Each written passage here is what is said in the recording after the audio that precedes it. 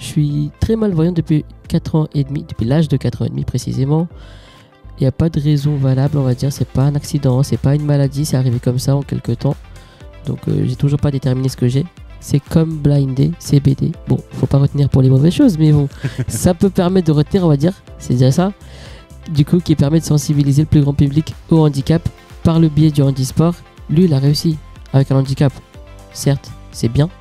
Et du coup, eux, ça leur permet de se dire, ben, moi aussi, je peux y arriver. Parce qu'en France, on parle d'inclusion, d'intégration, de l'égalité pour tous. Bon, c'est pas totalement le cas. On peut prendre l'exemple des transports, par exemple. L'exemple de l'emploi. Bon, on va s'arrêter à là, déjà, c'est pas mal. Avant tout, c'est de montrer que le handicap, ça fait partie de la société.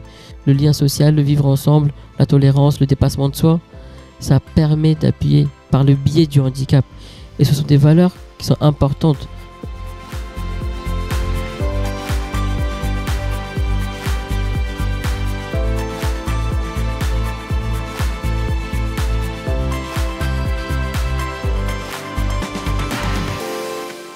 Bonjour et bienvenue sur une nouvelle vidéo sur la chaîne Parler Partager. Aujourd'hui, nous sommes avec une nouvelle personne. Nous sommes avec Viknesh. Bonjour Viknesh. Bonjour Gabriel, bonjour tout le monde.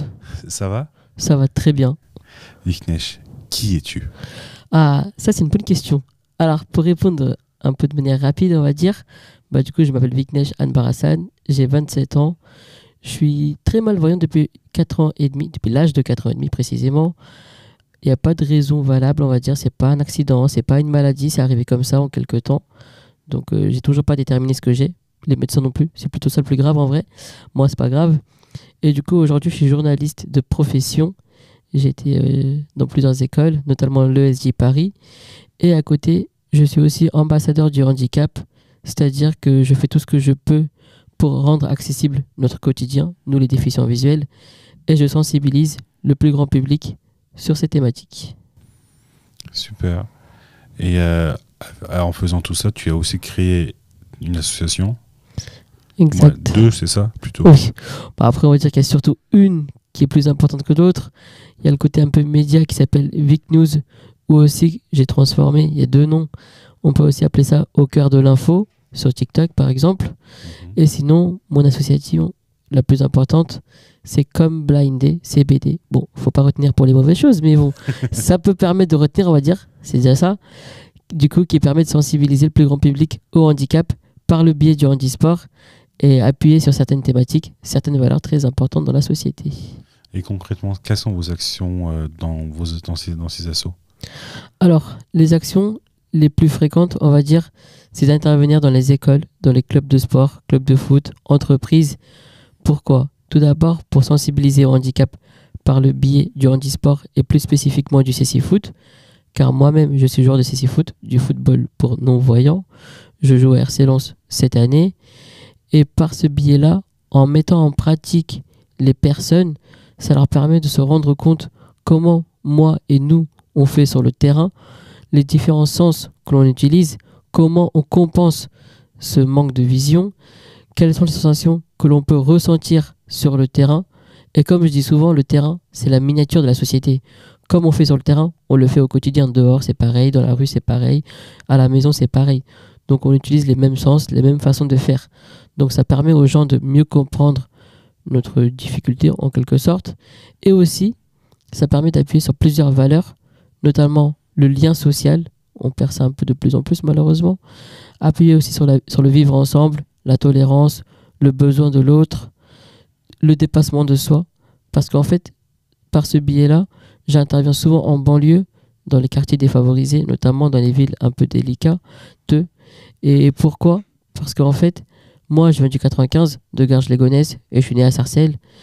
En mettant les jeunes dans cette situation, ils se disent quoi? Ils se disent, waouh, lui, il a réussi avec un handicap. Certes, c'est bien. Et du coup, eux, ça leur permet de se dire, moi aussi je peux y arriver. C'est pas parce que je vis en banlieue que je peux pas faire ça. C'est pas parce que j'ai tel problème que je peux pas y arriver. Bien au contraire, ça peut me donner on va dire, l'opportunité, l'occasion d'y arriver. Et on va dire que c'est une source d'inspiration ou un exemple. On peut dire ça comme on veut. Si je peux permettre ça aux jeunes, de leur donner cette prise de conscience, c'est top. C'est mieux que top. Parce qu'au début, on a peut-être concentré les actions, on croyait que les actions étaient concentrées beaucoup plus par rapport directement au handicap. Mais en fait, non, tes actions avec ces assos-là sont beaucoup, beaucoup plus larges, quoi. En fait, c'est transversal. Bien sûr qu'il y a le handicap avant tout. On va pas dire le contraire. La base de tout, c'est le handicap. Parce qu'en France, on parle d'inclusion, d'intégration, de l'égalité pour tous. Bon, c'est pas totalement le cas. On peut prendre l'exemple des transports, par exemple. L'exemple de l'emploi. Bon, on va s'arrêter à là déjà, c'est pas mal. On n'est pas trop au niveau. Du coup, en fait, avant tout, c'est de montrer que le handicap, ça fait partie de la société. C'est pas un truc méchant. Enfin, ça fait partie de la vie. Ça arrive à tout le monde et ça peut arriver à tout le monde. Et ça peut arriver surtout quand on n'y s'y attend pas. Voilà, ça prévient pas, c'est comme ça. Et avec, ça nous empêche pas de vivre. Bien au contraire, il faut qu'on s'adapte à la société, malheureusement, parce que la société ne veut pas forcément s'adapter à nous, même si on fait tout ce qu'on peut pour que ça devienne. Mais bon, c'est un peu difficile, on va être honnête, parce que les gens qui décident ne mettent pas trop de volonté. Ça, c'est un autre problème aussi. Mais du coup, oui, bien sûr qu'il y a le handicap, c'est la base. Et après, ça permet d'appuyer sur d'autres valeurs, comme je disais tout à l'heure. C'est ça qui est bien, parce qu'en fait, le lien social, le vivre ensemble, la tolérance, le dépassement de soi, ça permet d'appuyer par le biais du handicap. Et ce sont des valeurs qui sont importantes. On y perd dans la société parce que ça devient plus individualiste, égoïste pour pas mal de raisons. Et du coup, c'est pour ça que moi, j'interviens surtout dans les banlieues, on va dire, dans les quartiers défavorisés, entre autres. Après, j'interviens partout en France, en Île-de-France. Ceci n'empêche pas cela. Mais parce que voilà, ce sont mes cibles, parce que je connais la difficulté, j'y viens, j'ai grandi, j'ai toujours des gens là-bas. Donc voilà. Et en plus, faut être honnête, les banlieues, les quartiers défavorisés et les autres endroits, c'est mal perçu, comme d'autres stéréotypes, d'autres préjugés en France. Donc faut aussi aider dans ce sens-là, ces catégories-là, ces endroits-là. Si ça peut le permettre, en plus du handicap, bah c'est bien. Avant d'en arriver là, avant de pouvoir créer ces associations, il y a eu sûrement toute une période avec le début de ton handicap jusqu'à, on va dire, cette création-là. Ça a été facile ou pas? Quels ont été ton ressenti, tes problématiques? Parce qu'on en parlait, t'as aussi eu un refus de l'handicap? Aujourd'hui, on va dire que j'ai plus ou moins accepté mon handicap. De toute façon, j'ai pas trop le choix avec tout ce que je fais. Je dois accepter mon handicap, c'est comme ça. Et ce déclic, ça a été à la faculté, à la Sorbonne Nouvelle. Quand je suis arrivé, je me suis dit quoi? Je me suis dit, ok, là, t'es une petite microbe parmi un organisme. Les gens, ils vont pas forcément faire attention à toi. Pour eux, tu réussis ou pas ton année, ils en ont strictement rien à faire. Pour eux, ça change rien. Mais pour toi, ça peut tout changer. Si tu veux réussir, il faut que tu te rendes compte que tu ne peux pas faire comme tout le monde. Il faut que tu utilises ta canne blanche. Il faut que tu demandes de l'aide. Il faut que tu ailles voir les gens, parce que les gens ne vont pas venir vers toi. Quelques petites choses qui ont fait que, mine de rien, ça change. Ça change une vie, ça change beaucoup de choses. Et avant ça, avant mon arrivée à la faculté à la Sorbonne, oui, j'ai refusé mon handicap. Pourquoi?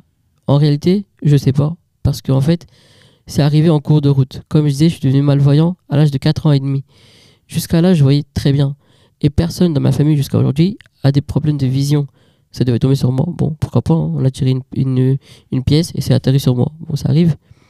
Mais en fait, le truc, c'est quoi? C'est qu'en fait, c'est arrivé. Oui, certes, j'étais pas prêt. Personne n'était prêt à côté de moi, dans mon entourage, dans ma famille.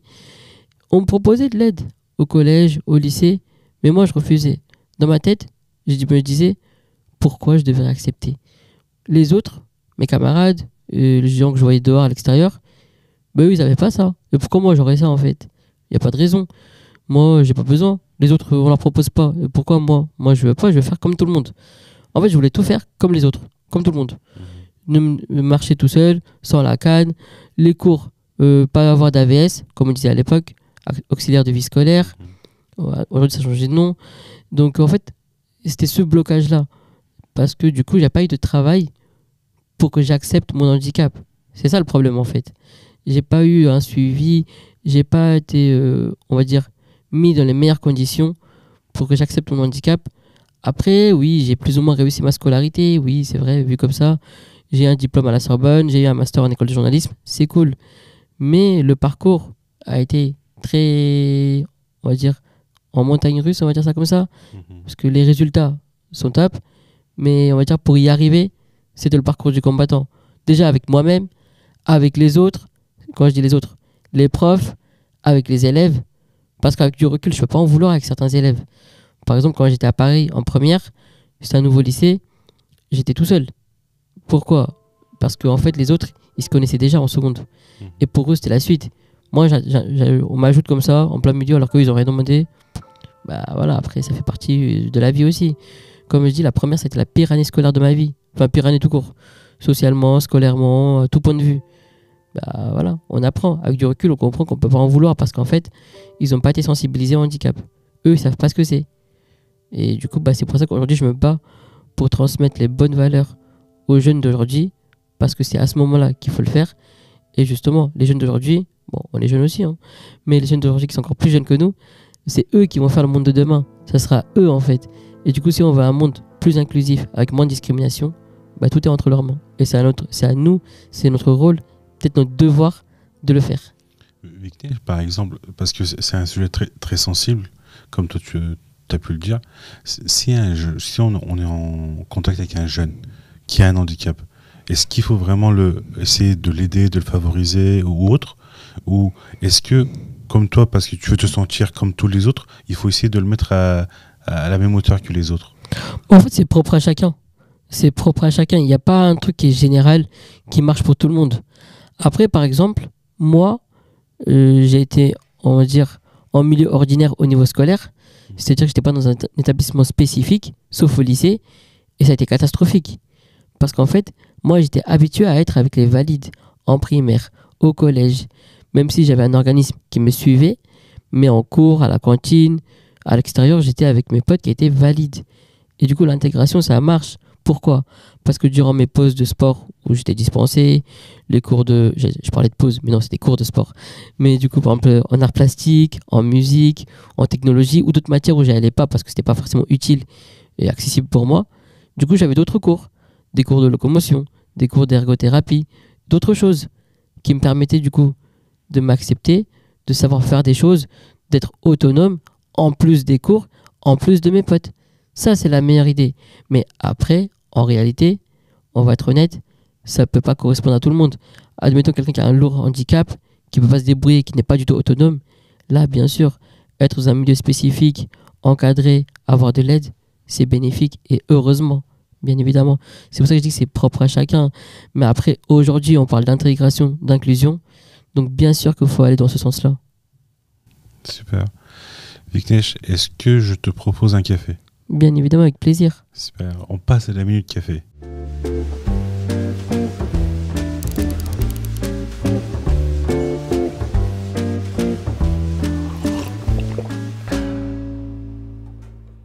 La deuxième partie, c'est la minute café. Ouais. Et c'est une partie un peu plus détente Tranquille.